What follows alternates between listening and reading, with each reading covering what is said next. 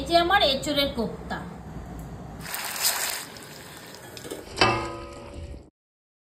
বন্ধুরা, আমি এঁচোড়ের কোপ্তা করব।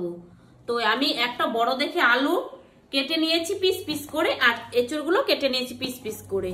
তো এটা এখন এটার মধ্যে ভাপ দেব প্রেসার কুকারে। 4-5টা সিটি দিয়ে দেব। একটু হলুদ দিয়ে দেব, এর মধ্যে জল দেওয়াই ছিল।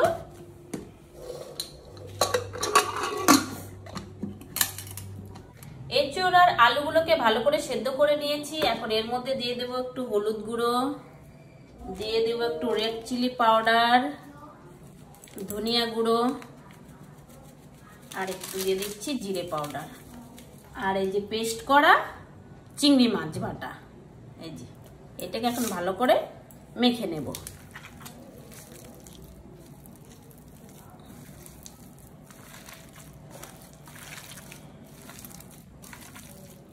স্বাদ অনুসারে লবণ দিয়ে দিচ্ছি, আর দিয়ে দিচ্ছি বাইন্ডিং এর জন্য জাতক চালের পেস্ট।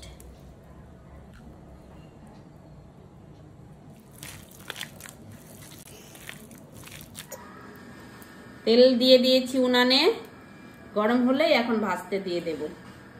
তেল গরম হয়ে গেছে, আমি গোল গোল করে কোপ্তা বানিয়ে নিচ্ছি।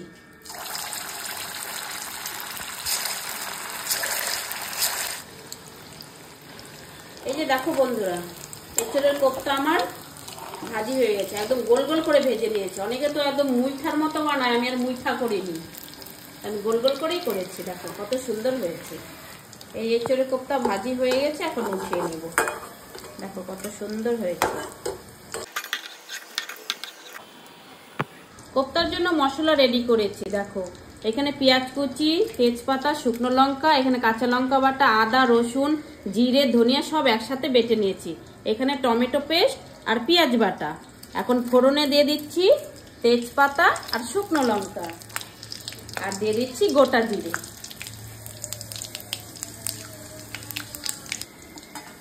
কুচনো পেঁয়াজ দিয়ে দিচ্ছি। এই যে বাটা মশলাগুলো দিয়ে দিচ্ছি এক এক করে।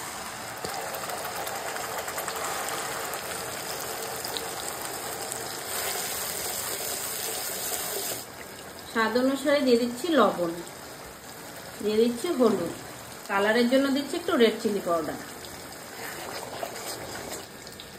দিয়ে দিচ্ছি টক দই। মশলা থেকে তেল ছেড়ে দিয়েছে। এখন পাশে রাখা গরম জল করে রেখেছিলাম, ওটা আমি গ্রেভির জন্য একটু দিয়ে দিচ্ছি। গ্রেভিটা ফুটে গেছে, এখন কোপ্তাগুলো আমি দিয়ে দিচ্ছি।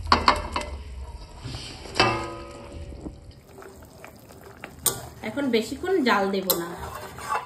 এই যে দেখো সব দিয়ে দিয়েছি, কত সুন্দর হয়েছে কালারটা, দেখেছো? দিয়ে দিচ্ছি একটু কসুরি মেথি, দিয়ে দিচ্ছি গরম মশলা। নামানোর আগে দিয়ে দিচ্ছি একটু ধনেপাতা।